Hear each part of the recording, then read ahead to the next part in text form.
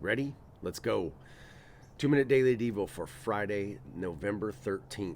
I'm in the Contemporary English Version again today, and our verse of the day comes from the book of Matthew, chapter 6, verse 19. Here's what it says. Don't store up treasures on earth. Moths and rust can destroy them, and thieves can break in and steal them. Jesus is talking to a group of followers here, and he's talking about where our treasure is, where our treasure and our heart is, and he compares the two.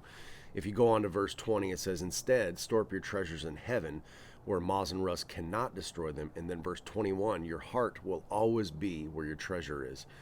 You know, he's talking to them about priorities and thinking about things, are what's important to you, what's here on earth or what's important to you in heaven, what's eternal. And that's really what he's talking about to us today. Are we going to put all of our energy, all of our time, all of our effort into getting all of the material things that we can get here on earth, where it's going to be temporary and eventually it's going to all, just be gone and destroyed? Or are we going to store up treasures in heaven? Are we as followers of Jesus Christ going to think about things that are going to last for eternity?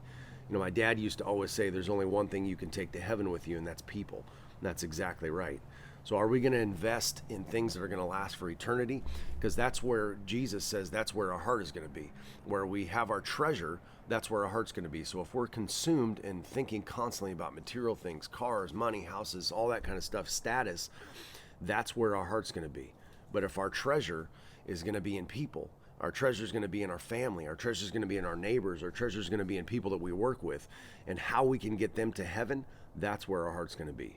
So as followers of Jesus Christ, let's think about eternity. Let's have an eternal perspective about things that are important to us, and let that be where our heart is. All right? That's it, guys. I'll see you on Monday.